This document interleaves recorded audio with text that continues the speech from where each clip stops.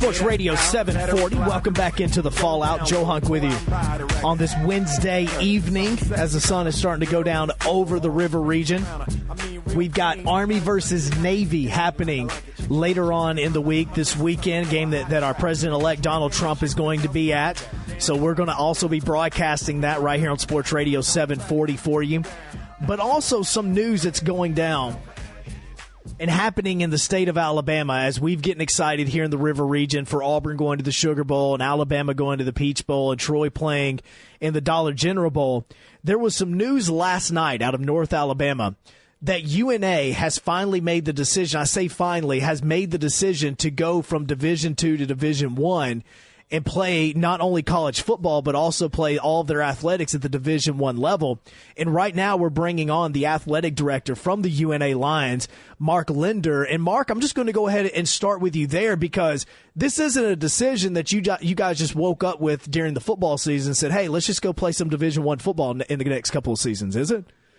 That's right. This started in 2011 with a board of trustees resolution that was voted to go Division I. But at the time, the new requirements to go Division I required a conference invitation, and so that has been the most difficult thing to hit as far as a benchmark. And so in September, when the Atlantic Sun made an agreement with the Big South to play football, it opened up a new conversation. And what happened yesterday was a fruition of that agreement between the Big South and the A-Sun. So it gives us a home in football. It gives us a home in all of our other sports, and we're excited about the transition here. And I'll start with the Atlantic Sun. How does that conversation take place when you say, hey, we're thinking of moving up to the Division I level. This is something that we've worked on for a good time.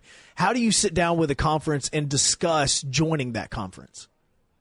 Well, I think due to having been 5 years, we've gone through 2 feasibility studies to make sure it was right for the university. And also when you start looking at conference affiliation, we thought it was important to look at geographic fit. And both those conferences are in the Southeast. They have great exposure to larger media markets, which is great for us as an institution as far as potential branding and telling the story of UNA to the masses, if you will. And for them, they're looking for someone who is committed to academic welfare of their students and also athletic excellence. And so I hope both parties are really satisfied with what they see in one another. And I know we are. Well, that's good because you guys are about to get into a partnership here. And now right. with the Big South, that's more unique because, at least the Atlantic Sun has a team in Georgia. Alabama is going to be the farthest west that the Big South is going to be traveling to.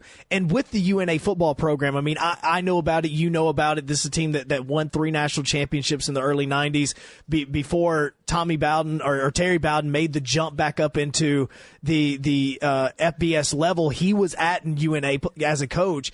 With this football program and the history that it has, what got the Big South being the team that you want or the conference that you guys wanted to join? Well, I think the Big South has had tremendous success at the FCS level. So by its own merits, it's a great league for us to enter into. It's going to be challenging. We know we're going to have to invest heavily in football scholarships and to make ourselves competitive at that level. And, 2004 seems like a long time ago, but it's not ancient time ago. And in 2004, our football team went up to North Dakota State to play in the Division II semifinals. Yes. And so we've seen some institutions, that have left Division II have success at the FCS level. And obviously the Big South has had success at that level. And so we think that's a great fit for us. And you mentioned the scholarships. Are you guys adding scholarships because of this? We will. We have actually an 18-month window where we will start gearing up. We'll be Division II the remainder of this year, and for 17-18 we'll remain Division II, and then in fall of 2018 is when our transition will begin. Now, how many scholarships? During that ramp-up period, we'll move from 36 football scholarships, which is the Division II cap, or limit is what they call it, to up to 63 for Division FCS or Division I FCS limit. So you basically get to add a second team. That's almost the way that it sounds like. It's 27 scholarships, that's right. And so this year we started our season out playing on a Thursday night. It was a beautiful night down in Jacksonville State, and Jacksonville State's a powerhouse at the FCS level.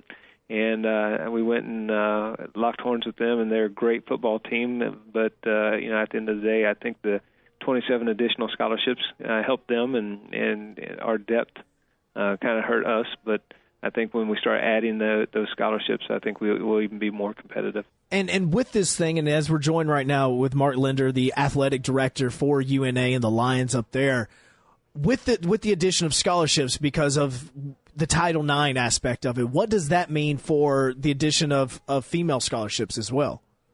Yeah, those will improve also. And that's a great point. I think right now at Division II with the sports that we sponsor, we sit right around 120 scholarships. And so moving to the FCS level in Division I will take us as a department up to 180. So we'll be adding 60 more scholarships that will benefit all of our student athletes, and including the women. And so we're very excited about that also. And with that question, the reason why I ask is because I remember when UAB took away football, they also had to take away a women's sport. Will you guys be able to have to add any sports because of this, or is everything going to be balanced out with the sports that you currently have? Well, we're okay right now. Obviously, in Title IX, the proportionality is the prong where you try to match up your student body proportionality with your athletic department proportionality. That would be difficult for us, but we'll meet Title IX through the third prong, which is taking a survey on campus, and if there's a need for the underrepresented gender to add a sport, then that's when we'll start to consider that, and that survey is due to come out next year.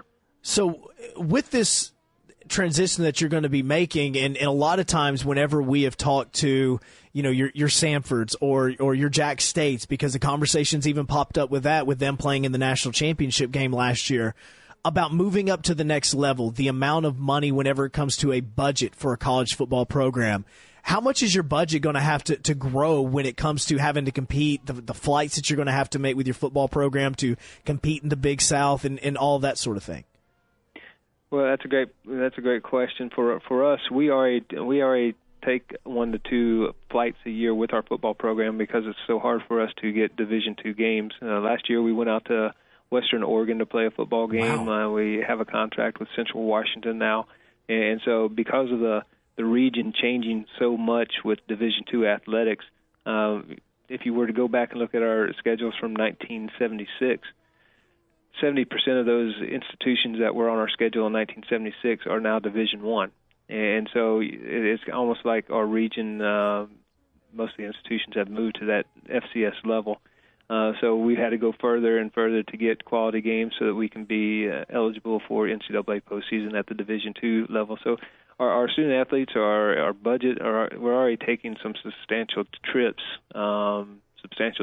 to faraway places. So we believe our budget model is sound, that our conference games will indeed be a little bit further away than what we have now, but we're really excited about our region. We have 25 Division I institutions within a 3-hour drive of Florence, Alabama, and so we think the non-conference schedule could get really exciting for our fan base. And with the scheduling, because you talked about how difficult that has been in the past, one weekend that we always we dog people about, or at least dog major universities about, is that weekend right before rivalry weekend, the weekends where Auburn's playing Sanford or playing Alabama A&M or Alabama's playing UT Chattanooga, all teams that you can now play once this moving up to Division I. With your scheduling, are there already conversations about you getting these games that's going to give you guys money to help you with your program? We will launch those conversations pretty quickly. We're starting to reach out and talk to those people that we know at that level, and that will be part of that will be the moment where it gets real with our fan bases when we sign one of those games, whether it's in football or baseball or basketball, where they say, okay, this is what we're talking about. And so it'll be a very exciting time for our fans. All right, final question for Mark Linder. He's extremely busy, and we appreciate him coming on, the athletic director for UNA. This whole time as this is going on, UNA is still in the playoffs, right? Like, they're one win away from playing for the national championship, am I right? That's right. Our football team is having a great year. We are in the semifinals. We'll go up to West Virginia tomorrow, play on Saturday, and hopefully, with a win, we'll go to Kansas City for the national championship football game. So we're really excited and very proud of our coaches and our student athletes. They've done just a great job. And I remember a lot of times when I say we, the UNA fan base would, get to this point, this particular game, and it would be so close to playing that game in that national championship game. So I hope you guys are able to win that football game. And I hope this is going to be an awesome transition, because I know that from living up in North Alabama in my time and going to UNA and playing against UNA myself, that this is a school that has dominated the Division II rankings. And I mean, from times where they've dominated in college football to every other sport that you have. And so to see you guys truly making this move, finally making that move to D1, I hope you're extremely successful, sir. Well, we appreciate that. That means a lot. And we see this as a tremendous opportunity for our university. And we've told this the story a lot recently, but in the spring 2016, our softball team won the Division II national championship, and it was a great story within our region. However, Birmingham and south of Birmingham, I doubt very many people heard that story. And so just having the Division I landscape and having the major markets to just kind of tell our story as a university and what a great university we have here. Hopefully, we're doing this justice and getting into those larger markets and just telling all the potential students about what a great place we have here in Florence, Alabama. Well, I appreciate the opportunity. Hey, no problem, and thank you for coming on, Athletic Director Mark Linder. Thank you so much, sir, and have a great day. You too. Thank you. That is the Athletic Director for UNA. You see how much stuff goes in to making this exactly work, and everything that's going on with UNA right now, that they are just now getting to that level of Samford, of Jack State, of the universities now that we see take on FBS opponents. UNA has dominated Division II for an extremely long amount of time. And again, like he just mentioned, North Dakota State, that was another one where North Dakota State was a member of Division II, and it was North Dakota State that UNA had to go play for an opportunity to play for the national championship, and it was North Dakota State. They weren't going to Fort Wayne or they weren't going to Texas to play in the national championship like they did against Jack State. They were actually traveling to Florence, Alabama to play in the Division II national championship game, which was there for an extremely long amount of time. But when we come back, we'll take your phone calls as well, get back into some of the discussions that we're having right now. 240-9230, 1-800-239-9544. This is The Fallout on Sports Radio 740 and sportsradio740.com. Your city, your station, your voice. This is The Fallout on Sports Radio 740.